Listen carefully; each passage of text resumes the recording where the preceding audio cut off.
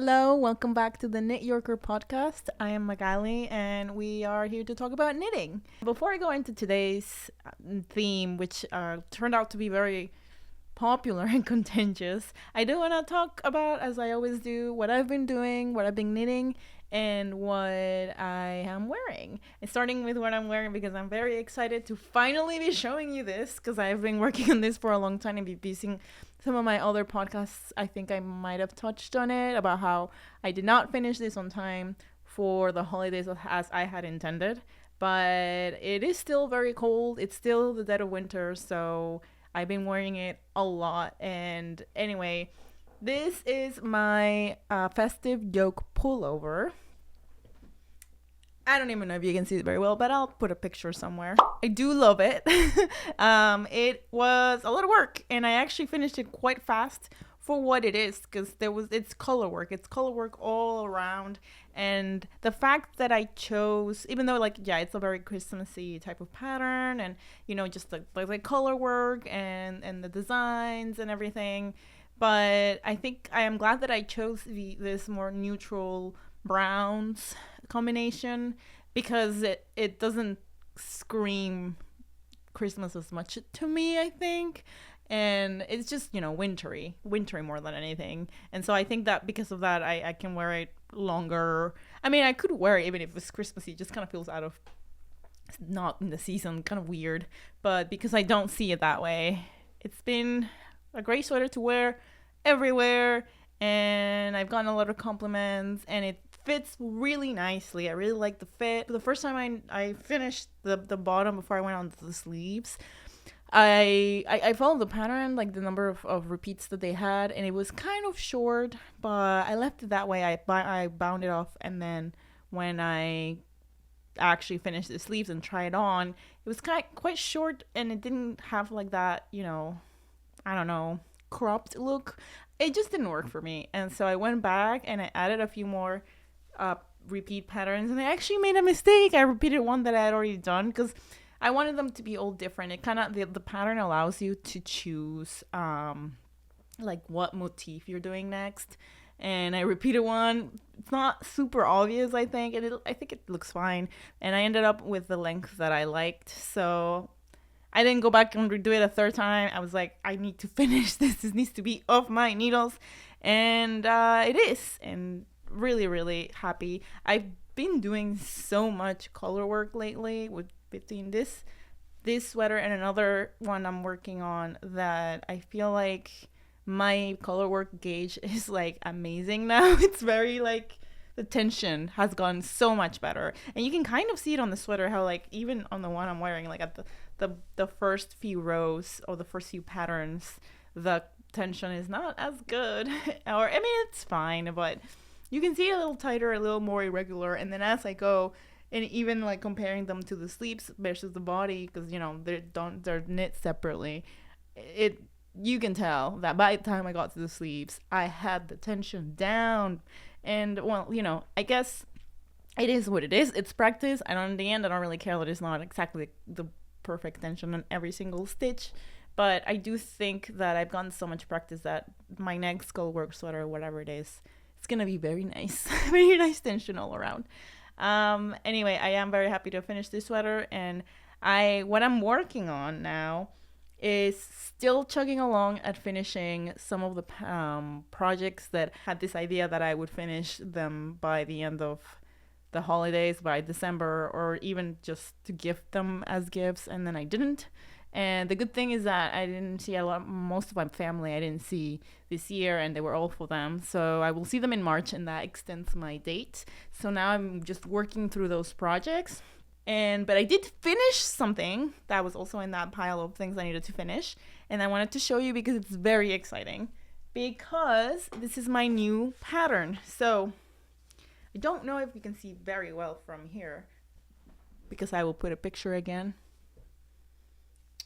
But this is my new pattern. So it's a very, very winter, very spring. It's a top. It's a tank top. I kind of had this idea partly because of how I got into designing this.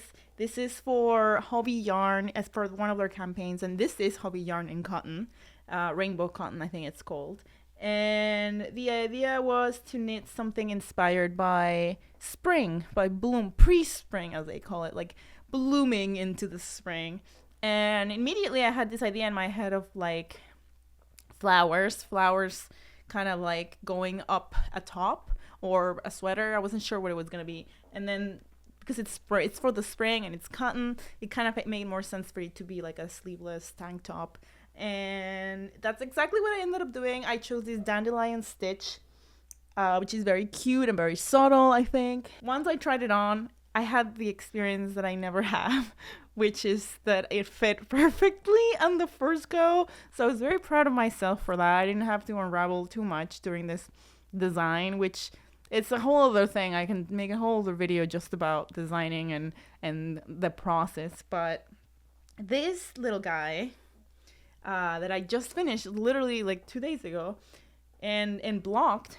By the way, the blocking really did wonders. It looks beautiful, I think, the draping.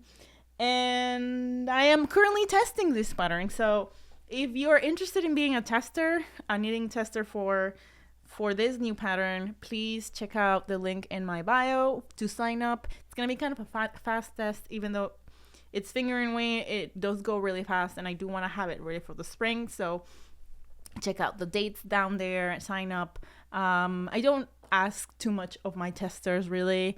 I just ask them to choose a size, finish the size around the date. I give them kind of like a range so that you can find the time and post a picture or two about it. But most importantly, tell me about if anything in the pattern doesn't quite make sense, or if the counts are off, or if anything isn't clear, or if there's a mistake or a typo, anything like that. That's all I'm looking for in a tester. And you get the pattern. You get to try on this pattern before anyone else. You get to knit it, and if you can make as many as you want, it's yours to keep. Once I make all the changes or fix the mistakes, I do end up sending the final pattern to all my testers, so you get that. And many times I also give a code to get another free pattern from my collection. Anyway, if you're interested in that, please sign up and let me know what you think about this new pattern. With all of that aside, I am ready to talk about today's theme. I put this out there, as a question, as I always do, about what people think about it, because I just realized that I almost never knit without doing something else, right? I don't just sit down and knit and put my entire attention onto it. I mean, sometimes I have to, especially if something is complicated, but it's very, very rare. Even with color work, even if I make mistakes, I don't know if it's, well, this is my question. I don't know if it's just me, but maybe because I've been knitting for so long and like it's kind of second nature to me now, that my brain needs like an extra something to challenge. And usually what I do is I watch TV and I knit at the same time.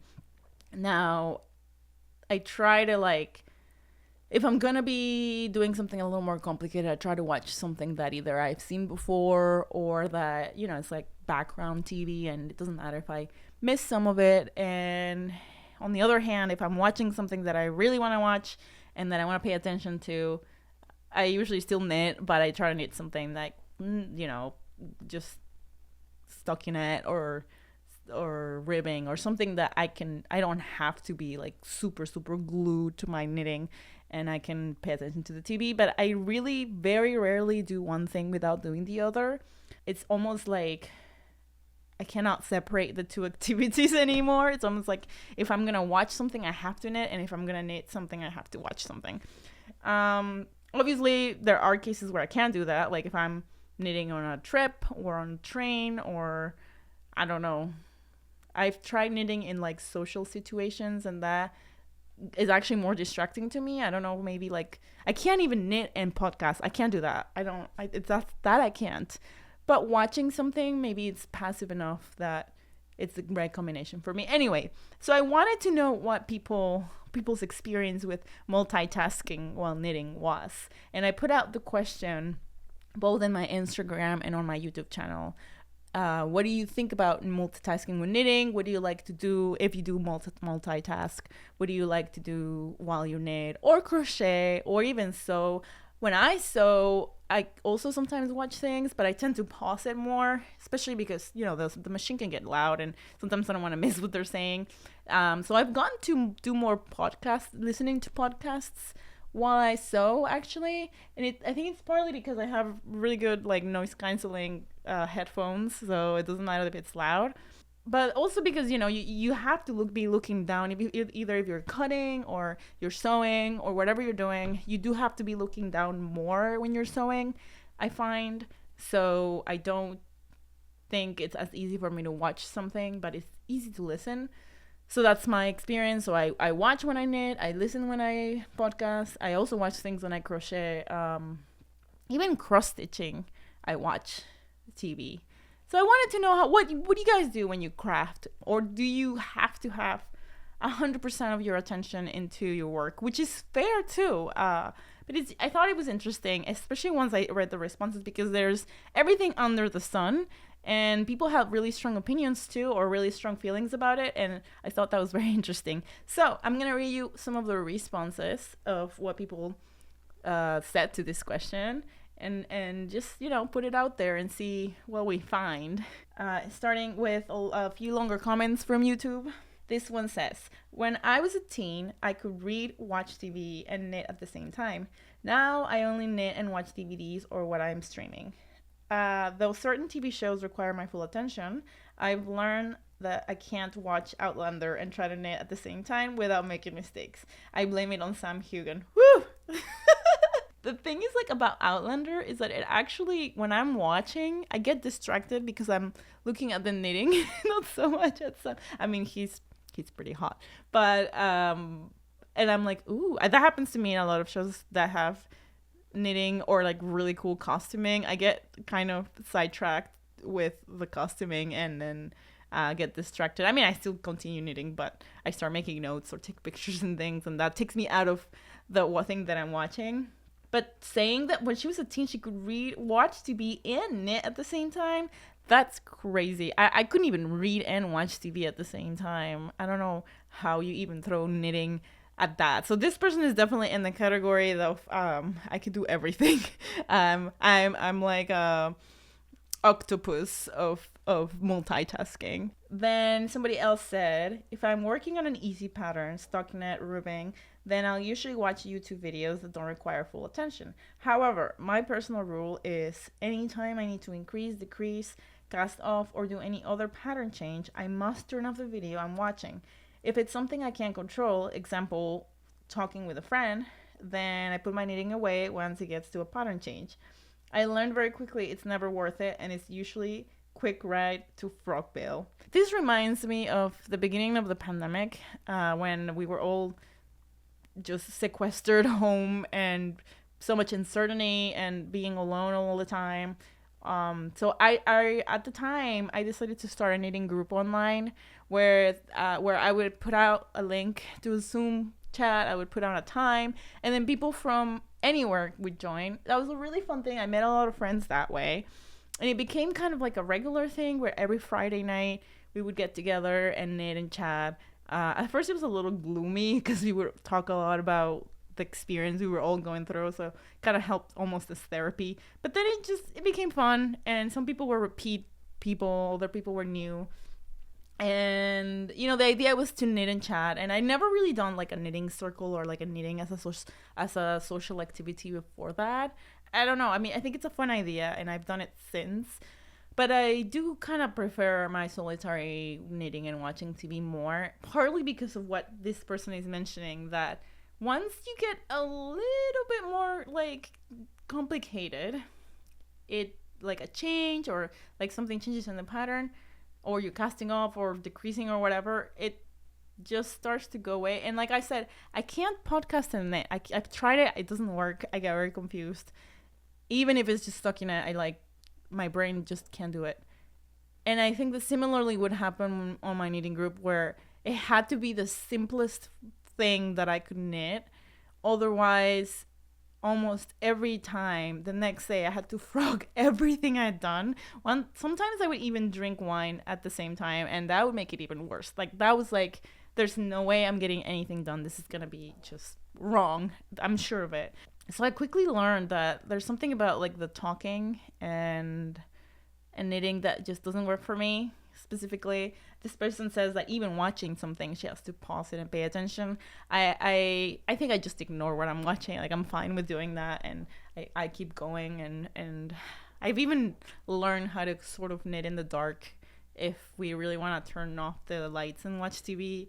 I think that watching is fine. Talking, I can't do. This person, both, and she's right. It just sometimes it just makes it so that you actually waste time. And you know, you gotta kind of measure if it's worth it or not, if it's worth just putting it down and putting your attention on that person talking to you. Most of the times it is. And or if you're not really participating as much in the conversation, maybe you can do a few rows of stockinette. I don't know. All right, here are some other shorter responses from Instagram. Don't drink wine and knit at the same time. Pause audiobook at intense moments to secure stitches. What I was just saying, that I also don't drink and knit. I know there are some people that do like the drinking wine. Yeah, that doesn't really work for me. I agree. Don't do that. Pausing an audiobook at intense moments. That's very interesting. I don't really listen to audiobooks knitting. I don't think that's another. I think that would be almost too much like reading for me. And even like when I'm commuting, sometimes I'm like stopping to listen. I stop walking to like listen what's going on, or like I have to like pause it because if I have to think even a little bit of where I'm going. So I can't even imagine audiobooks and reading. That doesn't work for me. I need a primary and a secondary task, and knitting can be either one, but my brain requires two to sit still. This is very interesting, and it goes into the category of I have to have two things going at the same time. And I wish I knew like what's the science behind this. How does it work? Why is it that your brain kind of turns knitting into either a primary or secondary task, but it allows your brain to do it? It's interesting also that she's saying knitting can be either one. So sometimes it could be the secondary task, meaning you're not paying as much attention to it, or it can be like the primary task and then the other thing is kind of in the background, which I think like I go back and forth between those as well with watching. Like I said, if something is more important in my knitting, I will ignore what's going on the TV, and if it's the TV stuff is going too interesting, I kind of put down my knitting for a few seconds. But yeah, I kind of understand that feeling of like I can't just do one. I have to do two things. Here's another one. I like to either read or listen to a book, because if I watch TV, I don't actually get much knitting done. Very interesting. This is like the opposite of me. Can't watch TV and knit, but needs to read and listen to a book. I need to ask you all, how do you knit and read? Like, what's your setup? Do you have like a thing that holds your book, or do you like read off of a like an electronic reader or something that you can somehow set up, or your computer? How does that work? I've tried it. It never quite works. So it's very awkward and also like distracting. So yeah, I'm curious how you do that. This one's in Spanish, but I'll translate it for you. I prefer to listen to a podcast because if I watch series, sometimes I skip stitches. Again, another person that is more listening than watching. And then kind of realizing how everyone has like their sense that can be their secondary thing with knitting that is different for everyone. And that is very interesting. I have to be listening or watching something and drinking something. That's nice. I assume that she means like drinking coffee or tea, because I know who this person is. And I find that interesting. Like, you have to have your drink, your knitting, and your something else that you're listening or watching. And I might have to start doing that because I like the idea of having a little drink for myself. Not wine, but like a nice little tea or something. I like that idea. Sometimes I will make my tea, but then I kind of forget about my knitting, so I don't really quite have the drink and knit situation quite in control yet. I literally don't understand how someone can just sit and knit and not do anything else. Kind of same. This is a good one, and it also falls in the second category of like I have to have two things going on at the same time. at all times. I don't either. And I think when you're learning to knit, when you're a beginner, you have to put all of your attention into it. But after some time passes, it just becomes really second nature, I think. And that's why. That's probably why. I don't know. Or maybe we're all just very good at multitasking. Watch TV or just have it on the background. There's a lot of TV ones. I like having multiple projects on the go for different levels of concentration. As it happens, I just don't have much capacity for high concentration, low multitask projects at the moment with young children to look after. This is interesting because this person separates projects in level of concentration. I think I kind of do that too. I mean, I separate it on like fingering weight, different weights so that my hands don't hurt, but also like there's the project that has all the color work, that's a little harder, more work.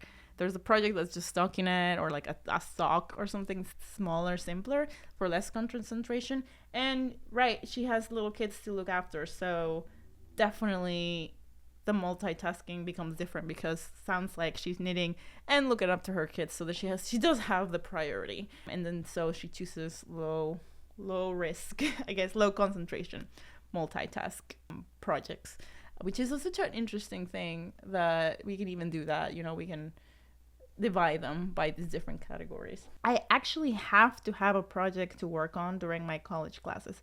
Otherwise, I can't focus. I've heard a lot of other people saying that I don't tend to knit. I used to sometimes knit in meetings. I don't anymore because I have to participate more at work than I used to a few years back in another job. But I've heard about people in school. I didn't knit in school. I didn't learn until after I got out of college. But I kind of can see that. And if you're a teacher and you don't allow that, you should really kind of like consider it. I mean, you're probably watching this, you are a knitter, so you would, but I feel like a lot of teachers don't understand that. And I used to teach a bit, and I think I totally would understand it. I listen to music and watch a show or a knitting podcast while I craft. If I need to concentrate, just music. So again, there's like levels of what you need to concentrate more. A lot of people are mentioning knitting podcasts. So to all of you who are knitting and watching this right now, hey there, you're multitasking too. Okay, here's a few more. Like I said, there's a lot of responses this time. I like multitasking my making. I actually knit during meetings because it helps me focus. I can never say the word focus. That's just me. Focus. This is my accent, guys. Please forgive me. So here's another like example of doing work or school and knitting and helping you focus more if you are doing the secondary thing, the knitting. I usually have my audiobook on when knitting, and then one more person says, yes, something easy to watch. So prioritizing the knitting and choosing something that doesn't require a lot of attention. I think this is why a lot of people actually watch the knitting podcasts, because it's nothing, you're not missing a plot point if you're not fully listening, and it's like a related activity. You might even learn something while you're knitting about knitting. So it's like almost like your choice knitting if you're listening to things about knitting. Oh my gosh. But yeah, it's kind of like low risk multitasking. Now that I realize, I thought that there was a response when I first read this that said that they didn't multitask. But at least everybody who responded did have a level of multitasking, from music to audiobooks to knitting podcasts to shows to reading to more than one of those at the same time to work meetings or school. So I was right that it is a common occurrence, and a lot of us just knitting has been around for so long, and it has been used by a lot of communities to sit around and do it while you do something else, or while you like talking, or where you're having community together. So it doesn't surprise me, because it's something that really can become kind of second nature and muscle memory. So it's interesting how that's something that is so universally experienced by knitters, and that a lot of people are always surprised. I've been in situations where I'm knitting and there are other people around, and I'm like having conversation. People are like, wow, you're not even looking at it. How do you do that? And it's like, yeah, I don't need to look at it all the time. It's the nature of knitting. It just is what it is. If you don't know how to do it, it may be like very mind-blowing, but for all of us knitters, it's just as basic as the knit stitch. All right, well, that's all I have for today. Thank you so much for everybody who wrote your experience with multitasking knitting. It was very interesting to read all of your comments and to learn more about how all of you use the different tasks and what projects you choose and what things you watch when you're knitting. And definitely I want to hear more if in the comments if you have anything else to add, or if you're one of those persons that definitely does not multitask, let me know your experience. I love hearing from all of you. And definitely also keep an eye on my Instagram and my YouTube channel for the question for the next podcast. And yeah, that's all I have for you today. Thank you so much for joining, listening, watching, and knitting with me. Hope you have a great rest of your day. Happy knitting.